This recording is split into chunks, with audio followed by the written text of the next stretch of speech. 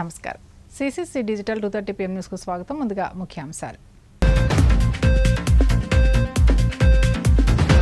అసెంబ్లీలో కొనసాగిన ప్రశ్నోత్తరాల సమయం. రాష్ట్ర ఆర్థిక పరిస్థితిని వివరించిన మంత్రి పయ్యావుల కేశవ్. రైతులను ఆదుకోవడానికి 159 కోట్ల కేటాయింపు. గత ఖరీఫ్ నష్టాన్ని కూలంకుషంగా వివరించిన మంత్రి అచ్చెన్నాయుడు. నీటిపారుదల సలహా మండలిలో ఇరిగేషన్ పనులపై సుదీర్ఘ చర్చ. అనుసరించాల్సిన విధానాలపై దిశానిర్దేశం చేసిన పశ్చిమ గోదావరి జిల్లా కలెక్టర్ నాగరాణి. చింతలపూడి ఎత్తిపోతల పథకం భూ నిర్వాసితులకు న్యాయం చేయండి. ప్రభుత్వాన్ని కోరిన ఏలూరు రైతు సంఘం నాయకులు శ్రీనివాస్. ఆంధ్రప్రదేశ్ అసెంబ్లీ బడ్జెట్ సమావేశాల్లో జరిగిన ప్రశ్నోత్తరాల సమయంలో సభ్యులు అడిగిన ప్రశ్నలకు మంత్రులు సమాధానాలు చెప్పారు. ఆంధ్రప్రదేశ్ అసెంబ్లీ బడ్జెట్ సమావేశాల్లో జరిగిన ప్రశ్నోత్తరాల సమయంలో సభ్యులు అడిగిన ప్రశ్నలకు మంత్రులు సమాధానాలు చెప్పారు. బడ్జెట్పై ఆర్థిక శాఖ మంత్రి పయ్యావుల కేశవ్ సమాధానమిస్తూ జగన్ ప్రభుత్వం చివరకు చిన్నపిల్లల చిక్కీల్లోనూ 175 కోట్లు బకాయి పెట్టిందన్నారు. రహదారులకు 810 కోట్లు కూటమి ప్రభుత్వంలో కేటాయించినట్లు తెలిపారు. వైసీపీ ప్రభుత్వంలో 1వ తేదీన ఉద్యోగులకు జీతాలు ఇవ్వడం మర్చిపోయిందని విమర్శించారు. కూటమి ప్రభుత్వంలో ఉద్యోగులకు మేలు చేశామని ఉద్ఘాటించారు. సీఎం చంద్రబాబు మంత్రుల ప్రతి ఢిల్లీ పర్యటన ఏదో ఒక లబ్ధిని రాష్ట్రానికి కలుగజేస్తుందని తెలిపారు. క్యాన్సర్పై అవగాహనతో పాటు స్క్రీనింగ్స్ నిర్ణయం తీసుకున్నట్లు చెప్పారు. దళిత విద్యార్థులకు నీట్ కోచింగ్ సెంటర్లు ఏర్పాటు చేస్తామని మంత్రి పయ్యావుల కేశవ్ హామీ ఇచ్చారు.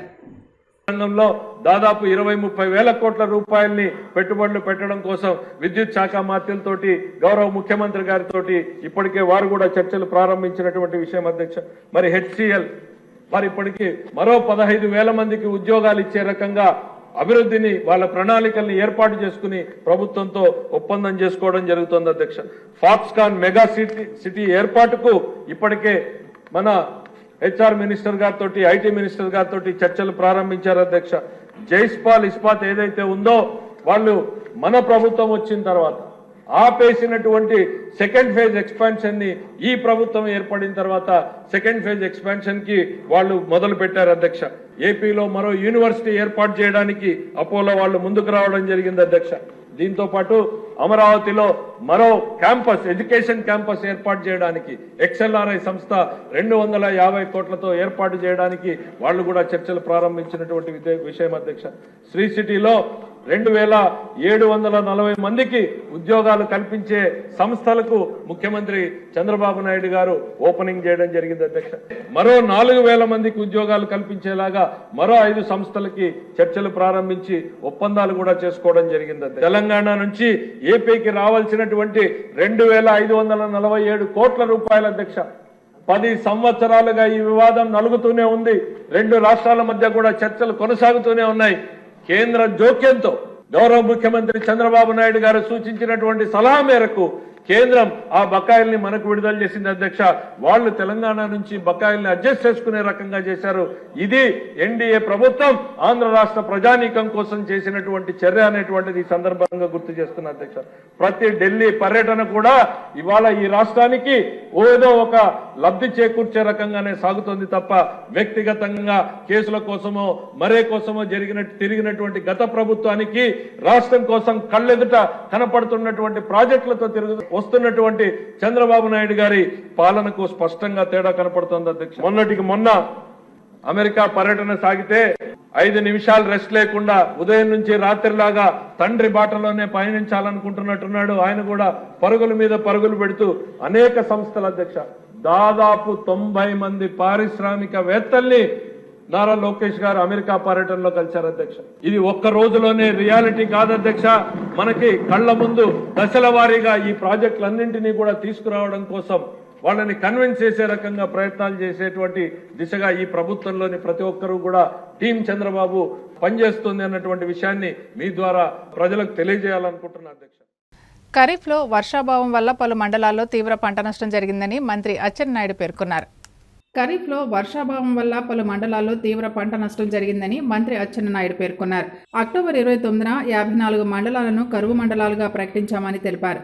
అన్నమయ్య, చిత్తూరు, సత్యసాయి, అనంతపురం, కర్నూలు జిల్లాల్లో కరువు ఉందని 1,44,000 మంది రైతులు నష్టపోయారని అన్నారు. నష్టపోయిన రైతులను ప్రభుత్వ పరంగా ఆదుకోవడానికి ఇన్పుట్ సబ్సిడీ రూపంలో 159 కోట్లకు పైగా మంజూరు చేసినట్లు తెలిపారు. త్వరలోనే రైతుల ఖాతాల్లో ఈ నగదు జమ చేస్తామని, కరువు బారిన పడిన నష్టపోయిన వారందరికీ సహాయం చేయడానికి కూటమి ప్రభుత్వం కృతనిశ్చయంతో ఉందన్నారు. విపత్తుల నిర్వహణ శాఖ ఖరీఫ్ సమయంలో కరువు పీడిత ప్రాంతాలుగా ప్రభుత్వం 5 జిల్లాల్లోని 54 మండలాలను ప్రకటించింది. అన్నమయ్య, చిత్తూరు, శ్రీ సత్యసాయి, అనంతపురం, కర్నూలు జిల్లాల వారీగా అన్నమయ్య జిల్లాలో 19, చిత్తూరు జిల్లాలో 3, శ్రీ సత్యసాయి జిల్లాలో 3, అనంతపురం జిల్లాలో 2, కర్నూలు జిల్లాలో 2, మొత్తం 27, 54 జిల్లాలు మొత్తం 54 మండలాలు కరువు మండలాలుగా ప్రకటించాం. ఎందుకంటే అన్నమయ్యలో తీవ్రమైనటువంటి కరువు 19 ఉన్నాయి, చిత్తూరులో తీవ్రమైనటువంటి కరువు 3, సాధారణ కరువు 16 ఉన్నాయి, సత్యసాయి జిల్లాలో తీవ్రమైనటువంటి కరువు 3, సాధారణ కరువు 7 ఉన్నాయి, 10, అనంతపురం జిల్లాలో తీవ్రమైన కరువు 2, సాధారణమైనటువంటి కరువు 5, 7 మండలాలు ఉన్నాయి, కర్నూలు జిల్లాలో సాధారణ కరువు 2 మండలాలు ఉన్నాయి, మొత్తం 27 తీవ్రమైనటువంటి కరువు మండలాలు, సాధారణమైనటువంటి కరువు మండలాలు 27 కరువు మండలాలుగా ప్రకటించడం అయింది అధ్యక్ష. కడప జిల్లాలో జిల్లా కలెక్టర్ గారు నివేదిక పంపించారు. అవి కరువు మండలాలుగా ప్రకటించలేదని చెప్పి సభ దృష్టికి తెచ్చారు. అధ్యక్ష, జిల్లా కలెక్టర్స్ నివేదికలు పంపించినప్పటికీ ఇక్కడ డిజాస్టర్ మేనేజ్మెంట్ కేంద్రం రాష్ట్రం కలిసి కొన్ని గైడ్ లైన్స్ ఇచ్చాయి. ఏ మండలం కరువు మండలంగా ప్రకటించాలి, ఒక 5-6 పారామీటర్స్ అన్ని కూడా చూసిన తర్వాత కలెక్టర్ గారు పంపించినటువంటి నివేదికల ఆధారంగా కరువు మండలాలు ప్రకటిస్తారు అధ్యక్ష.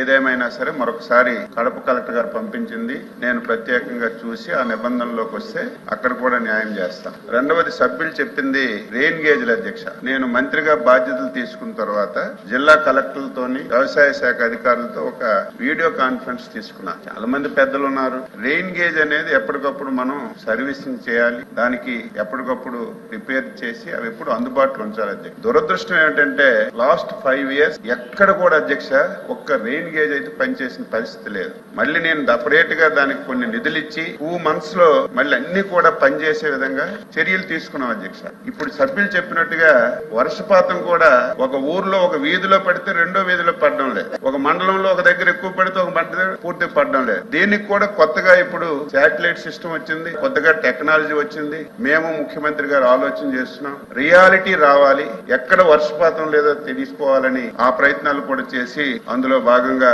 మరి కార్యక్రమాలు చేస్తున్నాం. 8 కోట్ల అధ్యక్ష వెంటనే ఏవైతే రెయిన్ గేజెస్ ఉన్నాయో ఇవన్నీ పనిచేయకపోతే 8 కోట్ల రూపాయలు రిలీజ్ చేసి 26 జిల్లాల్లో ప్రతి మండలంలో మళ్ళీ రెయిన్ గేజ్లన్నీ కూడా సర్వీస్ చేసి మళ్ళీ లైన్ లోకి తెచ్చామని చెప్పి ఈ సందర్భంగా సభ్యులకు తెలియజేస్తున్నాను అధ్యక్ష.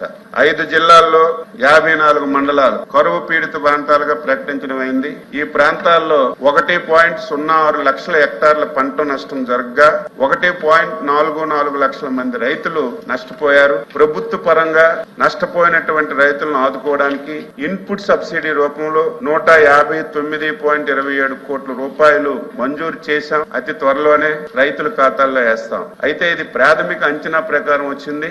ఇంకా డీటెయిల్ గా రేపు 28వ తారీఖు లోపు అంచనాలు వేసి ఎవరైతే ఈ మండలాల్లో కరువు బారిన పడ్డారో నష్టపోయారో వాళ్ళందరికీ సహాయం చేయడానికి ప్రభుత్వం కృతనిశ్చయంతో ఉంది. రాష్ట్ర ప్రభుత్వం ప్రవేశపెట్టిన బడ్జెట్పై తాడేపల్లిగూడెం బీజేపీ నియోజకవర్గ ఇన్ఛార్జ్ ఈతకొండ తాతాజీ హర్షం వ్యక్తం చేశారు. రాష్ట్ర ప్రభుత్వం ప్రవేశపెట్టిన బడ్జెట్పై తాడేపల్లిగూడెం బీజేపీ నియోజకవర్గ ఇన్ఛార్జ్ ఈతకొండ తాతాజీ హర్షం వ్యక్తం చేశారు. ఏపీ ప్రభుత్వం ప్రవేశపెట్టిన బడ్జెట్లో అన్ని రంగాలకు తగిన ప్రాధాన్యం దక్కిందన్నారు. ఈ నేపథ్యంలో CM Chandrababu, deputy CM Pawan కళ్యాణ్లకు కృతజ్ఞతలు తెలిపారు. ఈ మేరకు నిర్వహించిన మీడియా సమావేశంలో తాతాజీతో పాటు బీజేపీ నాయకులు రామగాని సత్యనారాయణ, కంచర్ల రాజా తదితరులు ఉన్నారు. ఈ బడ్జెట్ని ప్రవేశపెట్టడం జరిగింది. ముఖ్యంగా ఈ బడ్జెట్లో వైద్యం, వ్యవసాయం, విద్య, అలాగే మరి 6 ప్యాక్ వీటికి సంబంధించి ఒక మంచి ప్రణాళికతో ఈ బడ్జెట్ 2,94,00,000తో ప్రవేశపెట్టడం జరిగింది. మరి అందులో ముఖ్యంగా బీసీ సంక్షేమానికి కూడా 39,000 కోట్లు కేటాయించడం మామూలు విషయం కాదు.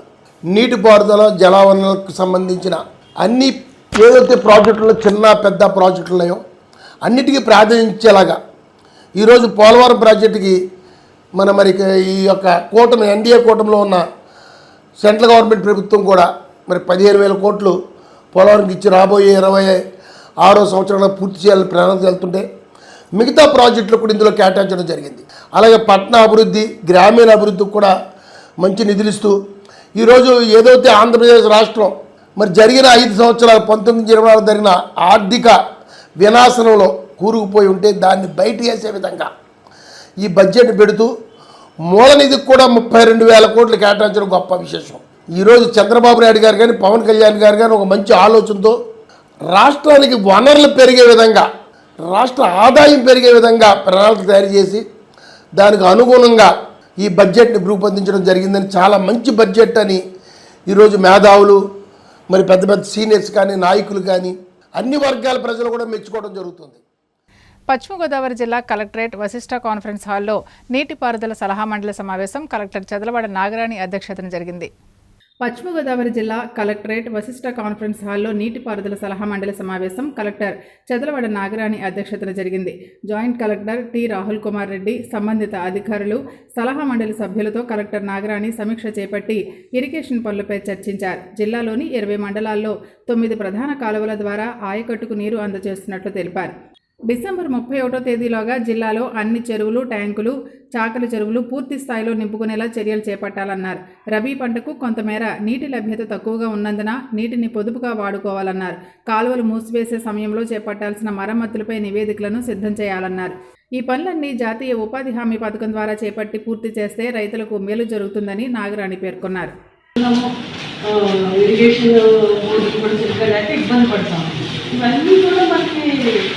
ఇరిగేషన్లో ప్రతి ఒక్కరు ఏఈఎస్, అక్కడ లోపల ఏఓస్, అగ్రికల్చర్ ఆఫీసర్స్, తర్వాత ఎన్ఆర్జీఎస్, ఏటీఓస్ కలిసి ఆ వర్క్స్ అన్ని కూడా క్రియేట్ చేయాలి. చేపిస్తే మనకి ఎక్కువ మ్యాండేట్స్ అన్ని క్రియేట్ చేయడం జరుగుతుంది. ఈ సమస్య కూడా జరుగుతుంది. ఏదైతే రైతులు చేసుకోవాలని చెప్తున్నాము చేసుకునే వరకు చేసుకోవట్లేదు కదా. ఏం చేస్తాము, సేఫ్టీలో పెడితే మేజర్ కెనాల్స్ నీళ్ళు ఇచ్చేస్తాం, మైనర్ కెనాల్స్లో మీడియం కెనాల్స్ నీళ్ళు ఇస్తాం, వాళ్ళు రోడ్లు ఇస్తున్నారు. అది అంటే కుదరదు. కంప్లీట్గా దట్ ఇరిగేషన్ ఆఫీసర్ ఇది వాటర్ రిసోర్స్ మేనేజ్మెంట్ అంటే కంప్లీట్గా ఎండ్ టు ఎండ్ చూడాలి కదండి. మీరు కూడా అగ్రికల్చర్ రెడీగా చూడాలి. ఆల్రెడీ మనం డ్రామా మీటింగ్ పెట్టినప్పుడు మీ మిమ్మల్ని కూడా పిలిచాం ప్రత్యేకంగా. ఈసారి ఏ రోజు కూడా పిలవాల్సి వస్తుందా? మరి ఆ టైం వేస్ట్ కదా ఈ డ్రామా రివ్యూ చేసుకునేటప్పుడు. అది కొంచెం ప్రత్యేకంగా అందరినీ పెట్టి గురువు ప్రసాదిస్తున్న జ్ఞానాన్ని మానవ సౌభ్రాతృత్వానికి, ప్రకృతి క్షేమానికి వినియోగించినప్పుడే ఈ చరాచర సృష్టి క్షేమంగా ఉంటుందని శ్రీ విశ్వవిజ్ఞాన విద్య ఆధ్యాత్మిక పీఠాధిపతి డాక్టర్ ఉమర్ అలీషా ప్రబోధించారు. గురువు ప్రసాదిస్తున్న జ్ఞానాన్ని మానవ సౌభ్రాతృత్వానికి, ప్రకృతి క్షేమానికి వినియోగించినప్పుడే ఈ చరాచర సృష్టి క్షేమంగా ఉంటుందని శ్రీ విశ్వవిజ్ఞాన విద్య ఆధ్యాత్మిక పీఠాధిపతి డాక్టర్ ఉమర్ అలీషా ప్రబోధించారు. కార్తీక పౌర్ణమి సందర్భంగా పిఠాపురం మహారాజా రైల్వే వారి సమీపాన ఉన్న పీఠం నూతన ఆశ్రమంలో ఏర్పాటు చేసిన ఆధ్యాత్మిక సభలో పీఠాధిపతి డాక్టర్ ఉమర్ అలీషా భక్తులను ఉద్దేశించి ప్రసంగించారు. అనంతరం పలు సాంస్కృతిక కార్యక్రమాలు నిర్వహించారు. ఈ కార్యక్రమంలో పీఠం కన్వీనర్ పేరూరి సూరిబాబు, ఆకుల రవితేజ, ఎన్టీవీ వర్మ, భాస్కర్ ప్రకాష్ తదితరులు పాల్గొన్నారు. ఆధ్యాత్మిక తాత్విక జ్ఞాన తేజస్సును సద్గురు నుండి పొంది మనలో ఉండేటువంటి అజ్ఞానం అనేటువంటి ఆ చీకటిని తొలగించుకొని జ్ఞాన స్వరూపమైనటువంటి తేజస్సుని మనలో ప్రసరింప చేసుకున్నప్పుడు ఏ విధంగా అయితే ఆ పరిపూర్ణమైనటువంటి తేజస్సు అభిమాకి స్వీకరిస్తుందో ఆ విధంగా సద్గురు అనేటువంటి ఆ పరిపూర్ణమైనటువంటి ఆ తేజస్సుని మనలో స్వీకరింపజేసుకొని జ్ఞాన తేజస్సుగా పొంది ధరించగలిగినట్లయితే మనలో జ్ఞాననేత్రం ఏర్పడుతుంది. ఆ జ్ఞాననేత్రం ద్వారా మనలో ఉండేటువంటి దైవత్వాన్ని దర్శించవచ్చు. మన భౌతిక సమాజంలో మానవ రూపంలో మనం మనుగడ సాగిస్తున్నాం. మనకు భగవంతుడు ఒక అద్భుతమైనటువంటి అవకాశం మేధాశక్తి ద్వారా జ్ఞానాన్ని పొంది తరించే అవకాశాన్ని మనకు ప్రసాదించారు.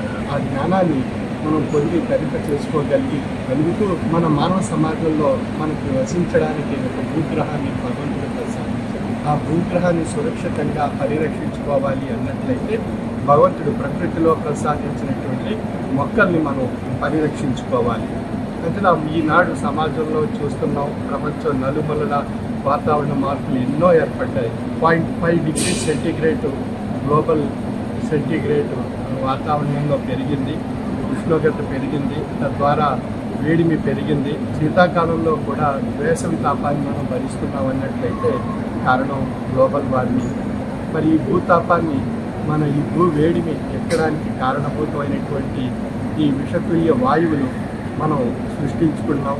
మన యొక్క స్వార్థంతో మొక్కలు నరికేయడం ద్వారా, మొక్కలు హరించేయడం ద్వారా ఆ అడవుల నుండి ఆ జంతువులన్నీ బయటకు వచ్చేసి మానవ నివాసాలపై దాడి చేస్తున్నాం.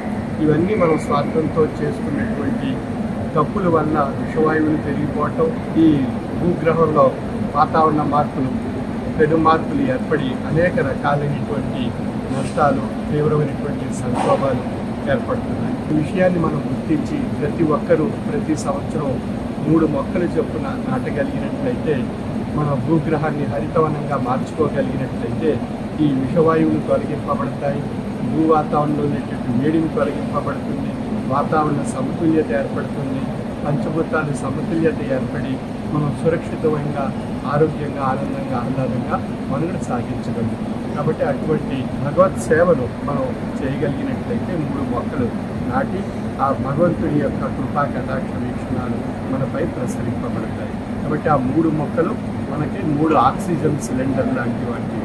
అవి మనం ఉన్నంతకాలం, జీవితాంతకాలం ఆ ప్రాణవాయువు మొక్కల నుండి పొందుతూ ఆక్సిజన్ని ఆ మొక్కల నుండి. ఒంగోలులో 57వ జాతీయ గ్రంథాలయ వారోత్సవాలు ప్రారంభమయ్యాయి. ఒంగోలులో 51వ జాతీయ గ్రంథాలయ వారోత్సవాలు ప్రారంభమయ్యాయి. కార్యక్రమంలో జిల్లా కలెక్టర్ తమీం అన్సారియా ముఖ్య అతిథిగా పాల్గొని మాట్లాడుతూ గ్రంథాలయాలు విజ్ఞాన భాండాగారాలని, వాటిని పాఠశాల విద్యార్థులు ఉపయోగించుకుని ఉన్నత శిఖరాలు అధిరోహించాలన్నారు. గ్రంథాలయాలను ఉపయోగించుకుని విజ్ఞానవంతులు కావాలన్నారు.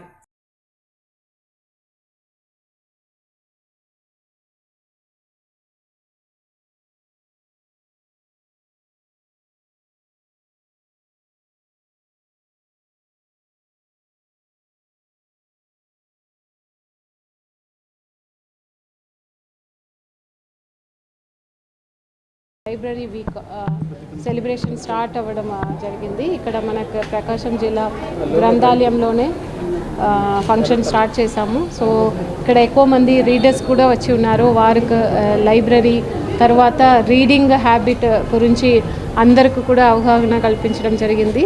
అదేవిధంగా ఇక్కడ ఉన్న లైబ్రరీలో ఎక్కువ మంది కాంపిటేటివ్ ఎగ్జామినేషన్స్కి తయారు చేస్తున్న వారు ఉన్నారు. ఇక్కడ ఈ లైబ్రరీలోనే అరౌండ్ 6 lakhs బుక్స్ ఉంది అని మన సెక్రటరీ గారు చెప్పడం జరిగింది. అదేవిధంగా ఇక్కడ 65,000 మెంబర్స్ ఈ లైబ్రరీలో జాయిన్ అయి ఉన్నారు. ఇక్కడ లైబ్రరీకి కావాల్సిన కొన్ని సదుపాయాలు అడగడం జరిగింది. దానికి కూడా త్వరలోనే ఇక్కడ ఇన్ఫ్రాస్ట్రక్చర్ ఫెసిలిటీస్ అవి అన్నీ కూడా ఇంప్రూవ్ చేయడానికి ట్రై చేస్తాము. ఈ సందర్భంగా మన డిస్ట్రిక్ట్లో ఉన్న అందరినీ కూడా అందరు పిల్లలు, ముఖ్యంగా ఈరోజు నేషనల్ చిల్డ్రన్స్ డే కూడా, పిల్లలు అందరూ కూడా రీడింగ్ హ్యాబిట్ని అలవరించుకోవాలని కోరుతున్నాను. రోజు కూడా ఇప్పుడు చదివే వాళ్ళకి సైట్ తగ్గిపోతూ ఉంది. కానీ పుస్తక పఠనము అనేది చాలా చాలా ఇంపార్టెంట్. అది మనకి గ్రహణ శక్తి రావాలంటే ముఖ్యంగా ఆ పుస్తకాలు చదివినప్పుడు మాత్రమే అందులో ఒక విషయాలు, లోతైన విషయాన్ని డీటెయిల్గా తెలుసుకోవడానికి అవకాశం ఉంటుంది.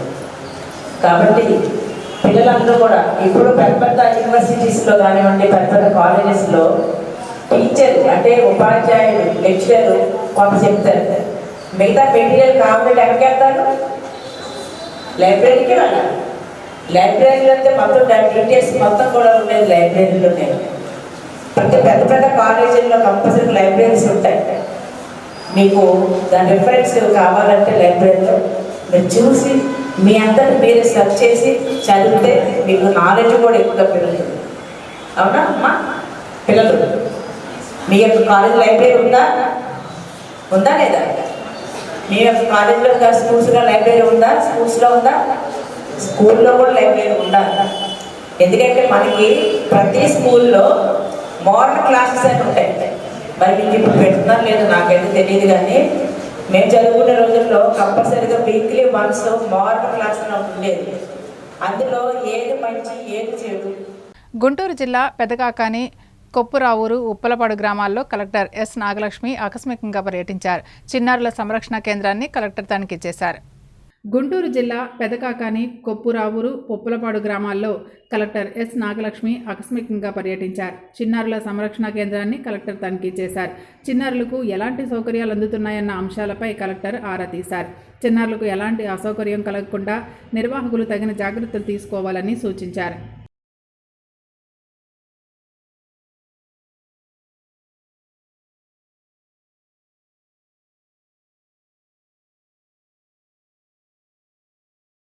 కొవ్వూరు డివిజన్ పరిధిలోని అన్ని గ్రామాల్లోని రజకులు తమ వృత్తిని నిర్వహించుకునేందుకు చెరువులను కేటాయించాలని ఉమ్మడి పశ్చిమ గోదావరి జిల్లా రజక జనసంఘ అధ్యక్షులు చిలకలపల్లి కట్లయ్య విజ్ఞప్తి చేశారు.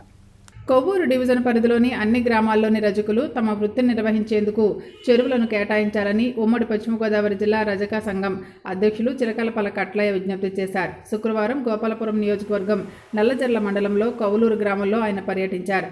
అనంతరం విధులమ్మ గుడి సమీపంలో జరిగిన సమావేశంలో కట్లయ్య మాట్లాడుతూ ప్రభుత్వ జీవోలను అనుసరించి రజక వృత్తిదారులకు చెరువులు కేటాయించకపోతే ఆందోళనలు తీవ్రతరం చేస్తామని హెచ్చరించారు.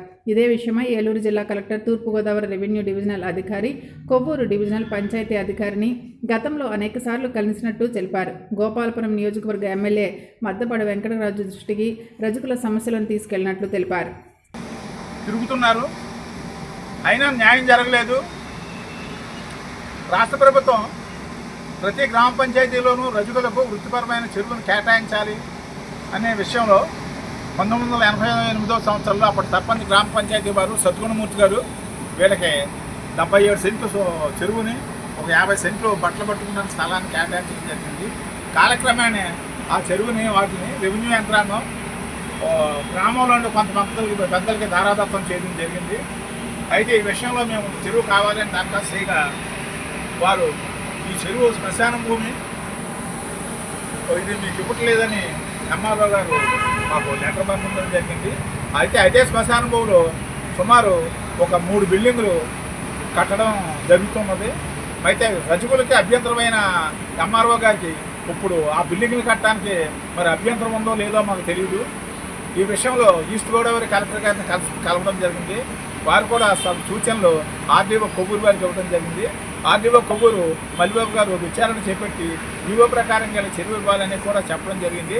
అప్పటి వరకు మీరు ఇమీడియట్ యాక్షన్ తీసుకోవాలన్నారు. అయితే మేము రిప్రజెంటేషన్లో కూడా వాళ్ళ చెరువు శ్మశాన భూమి అంటున్నారు కాబట్టి ఆ శ్మశాన భూమిని ఆఫ్ చేసి గ్రామంలో ఉండే చెరువులో సగ భాగం ఇమ్మన్నాం.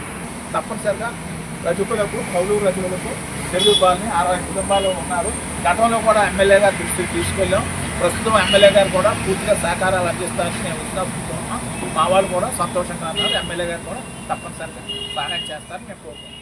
ఏలూరు జిల్లా చింతలపూడి ఎత్తిపోతల పథకం భూ నిర్వాసిత రైతులకు పరిహారం చెల్లింపుకు ఇచ్చిన నోటిఫికేషన్ రద్దు చేసి కొత్త నోటిఫికేషన్ ఇవ్వాలని చింతలపూడి ఎత్తిపోతల పథకం భూ నిర్వాసితుల రైతుల సమావేశం ప్రభుత్వాన్ని డిమాండ్ చేసింది. ఏలూరు జిల్లా చింతలపూడి ఎత్తిపోతల పథకం భూ నిర్వాసిత రైతులకు పరిహారం చెల్లింపుకు ఇచ్చిన నోటిఫికేషన్ రద్దు చేసి కొత్త నోటిఫికేషన్ ఇవ్వాలని చింతలపూడి ఎత్తిపోతల పథకం భూ నిర్వాసిత రైతుల సమావేశం ప్రభుత్వాన్ని డిమాండ్ చేసింది. శుక్రవారం చింతలపూడిలో గురుబట్లగూడెం రోడ్లో చిట్లూరి అంజుబాబు ఇంటి వద్ద భూ నిర్వాసిత రైతుల సమావేశం చిట్లూరి అంజుబాబు అధ్యక్షతన నిర్వహించారు. ఈ సమావేశంలో ఆంధ్రప్రదేశ్ రైతు సంఘం జిల్లా కార్యదర్శి కె శ్రీనివాస్ మాట్లాడుతూ మార్కెట్ విలువ కంటే అతి తక్కువ పరిహారం ఇవ్వడంతో రైతులు తీవ్రంగా నష్టపోతున్నారని ఆందోళన వ్యక్తం చేశారు. రైతులను ప్రభుత్వం మోసగించే చర్యలు చేపట్టడం దుర్మార్గమన్నారు. ప్రభుత్వ, ప్రైవేట్ మార్కెట్ విలువకు అనుగుణంగా భూములకు పరిహారం చెల్లించాలన్నారు. ఇదే విషయమై ఈ నెల 18న జిల్లా కలెక్టర్కు సామూహిక రాయబారం కార్యక్రమం నిర్వహించి కలెక్టర్కు వినతిపత్రం అందజేస్తామని తెలిపారు. ఆధారంగానే మేము పరిహారం చెల్లిస్తామని చెప్పడం అంటే ఇవాళ రైతు నోట్లు మట్టి కొట్టడం కూడా కాదని చెప్పేసి మేము భావిస్తా ఉన్నాం. కాబట్టి పాత నోటిఫికేషన్ రద్దు చేసి, ఎందుకంటే అవార్డు ఇచ్చిన తర్వాత డబ్బులు ఇవ్వకుండా రైతులు మోసం చేసి 9 సంవత్సరాల తర్వాత మేము పాత నోటిఫికేషన్ ఆధారంగా, అవార్డు ఆధారంగా పరిహారిస్తామని చెప్పడం అంటే రైతుల్ని అన్యాయం చేయడం తప్ప కూడా కాదని చెప్పేసి మేము భావిస్తా ఉన్నాం. కాబట్టి పాత నోటిఫికేషన్ రద్దు చేసి, పాత అవార్డు రద్దు చేసి, కొత్తగా నోటిఫికేషన్ ఇచ్చి, అవార్డులు ఇచ్చి, ఇవాళ ప్రైవేట్ మార్కెట్ విలువ ఆధారంగా రైతులకు పరిహారం చెల్లించి ఇవాళ చింతలపూడి ఎత్తిపోతల పథకం భూ నిర్వాసిత రైతులకు న్యాయం చేయాలని చెప్పేసి కోరుతా ఉన్నాం. ఇవాళ భూముల పరిహారం కాకుండా చెట్లు, షెడ్లు, బోర్లకు కూడా న్యాయమైన పరిహారం అందించాలని చెప్పేసి కూడా విజ్ఞప్తి చేస్తా ఉన్నాం. గౌరవ కలెక్టర్ గారు వెంటనే చింతలపూడి ఎత్తిపోతల పథకం భూ నిర్వాసిత రైతులతో ప్రత్యేకంగా సమావేశం నిర్వహించి నిర్ణయాలు చేసి చట్ట ప్రకారం న్యాయం చేసి ఆదుకోవాలి. ఆ రకంగా చేయకపోతే ఎత్తిపోతల భూ నిర్వాసిత రైతులు పెద్ద ఎత్తున ఆందోళనకి పోరాటానికి సిద్ధమవుతారని చెప్పేసి కూడా ఈ సందర్భంగా మేము తెలియజేస్తాం. నాకు పుట్టింటోళ్ళు ఇచ్చిన కట్నం డబ్బులతో పొలం కొనుక్కోవడమే. నా పొలం ఇప్పుడు కాలంలో పోతుందండి. నాది మా వారిది పోతుంది. అదే రేటుతో ఈ రోజు మళ్ళీ పక్కన భూమి కొనుక్కోవాలంటే లేదు. ఆ ఏరియాలో కూడా మాకు చాలా ఇబ్బందిగా ఉంది. గత ప్రభుత్వం వాళ్ళు 12 లక్షలు ఇస్తామని చెప్పంటే కాదని చెప్పేసి రైతులందరూ అడ్డం పడి కేసులు చుట్టూ తిరిగాము. మళ్ళీ అదే విధంగా మళ్ళీ ఇప్పుడు అలాగే అంటున్నారు. ఇప్పుడు రైతులందరూ చాలా నష్టపోతున్నాము. మేము పాత రేట్ ప్రకారం ఇస్తే మటుకు ఊరుకునే పని లేదు. మళ్ళీ అలాగని సొంత భూమిని పోగొట్టుకునే అంత ఇది లేదండి. లేదంటే మాకు అదే దాంతో పొలం కొనిచ్చిమనండి. భూములు కొనిస్తే చాలు. పోనీ మాకు డబ్బులు అక్కర్లేదు, భూములు కొనిస్తే చాలు. మేము కోరేది ఒకటే, రైతుల పక్షాన మాటకు అడిగేది ఒకటే మటుకు మాకు మా భూమిని సరైన ధర ఇవ్వమని చెప్తున్నాం. లేదంటే మాకు భూములు ఇవ్వమనండి అంతే. లేకపోతే రైతులు ఎంతకైనా తప్పదండి. దానికోసం పోగొట్టుకునేది మటుకైతే కుదరదు. 2015, 2016లో కూడా నోటిఫికేషన్ భూసేకరణకు ఇచ్చారు. అప్పుడు కూడా రైతుల యొక్క ఆమోదం లేకుండా, రైతులు చర్చ జరపకుండా ప్రభుత్వం ఏకపక్షంగా చాలా తక్కువ పరిహారం ఎకరానికి బయట మార్కెట్లో అరెకరం వచ్చేటట్టు నోటిఫికేషన్ ఇచ్చారండి. ఆ రోజే రైతులందరూ కూడా మేము ఇది మాకు సరిపోదు, మాకు పక్కన బయట వ్యవసాయం చేసుకోవడానికి భూమి రాదు, ఎకరానికి అరెకరం వస్తుందని చెప్పి ప్రతిఘటించడం జరిగింది. దాని మీద మా మీద కేసులు పెట్టి చాలా వరకు కూడా కోర్టు చెప్పారు. ఇప్పుడు 9 సంవత్సరాలు అయిన తర్వాత మరలా కూడా ఎకరానికి అరెకరం రానటువంటి పరిహారాన్ని లోగడ చెప్పిన దాన్ని మళ్ళీ ఇప్పుడు అదే ఇస్తారని చెప్తున్నారు. ఇది చాలా దారుణం. ఆ రోజు వారిచ్చే పరిహారానికి ఎకరానికి అరెకరం వస్తే బయట మార్కెట్లో, ఇప్పుడు ఈ రోజు మేము కొనుక్కోవాలంటే పావు ఎకరం వస్తుందండి. కాబట్టి వెంటనే కలెక్టర్ గారు కానీ దానికి సంబంధిత అధికారులు కానీ రైతులతో కూర్చొని చర్చించి రైతులకు అన్యాయం జరగకుండా రైతులు తమ భూమి బదులు వేరే భూమి కొనుక్కొని వ్యవసాయం చేసుకునే విధంగా అవకాశం కల్పించవలసిగా కోరి ప్రార్థిస్తున్నాం. లేనిచో రైతులందరూ కూడా ఉద్యమిస్తామని హెచ్చరిక చేస్తున్నాం. వార్తలు ముగించే ముందు ముఖ్యాంశాలు మరోసారి.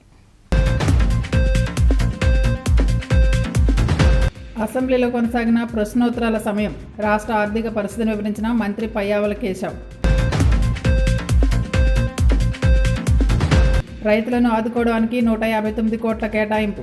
గత ఖరీఫ్ నష్టాన్ని కూలంకుషంగా వివరించిన మంత్రి అచ్చెన్నాయుడు. నీటిపారుదల సలహా మండలిలో ఇరిగేషన్ పనులపై సుదీర్ఘ చర్చ. అనుసరించాల్సిన విధానాలపై దిశానిర్దేశం చేసిన పశ్చిమ గోదావరి జిల్లా కలెక్టర్ నాగరాణి. చింతలపూడి ఎత్తిపోతల పథకం భూ నిర్వాసితులకు న్యాయం చేయండి. ప్రభుత్వాన్ని కోరిన ఏలూరు రైతు సంఘం నాయకులు శ్రీనివాస్. సిసిసి న్యూస్ సమాప్తం. నమస్కారం. సిసిసి 230 న్యూస్ బులెటిన్ మీకు అందించిన వారు సుదర్శన్ ఆయుర్వేద హాస్పిటల్ కాకినాడ. సోరియాసిస్, బుల్లి, తెల్ల మచ్చలు, స్పాండలైటిస్, వెన్ను, తుంటి, కీళ్ల నొప్పులు, స్త్రీల వ్యాధులు, పురుషుల పైల్స్, మూల వ్యాధులు, రొంప, ఉబ్బసం మొదలైన వ్యాధులకు చికిత్స చేయబడును.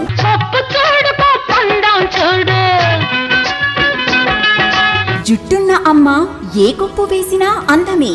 జుట్టు మొదళ్ల నుండి ఊడిపోవుట, పేను కొరకు చుండ్రు తగ్గి జుట్టు ఒత్తుగా, పొడవుగా, అందంగా పెరుగును. సుదర్శన్ ఆయుర్వేద హాస్పిటల్ ప్రతి సోమవారం Rajahmundry Kotipalli bus stand, Shyamala theatre centre వద్ద 1st ఫ్లోర్. సెల్ 9849603366.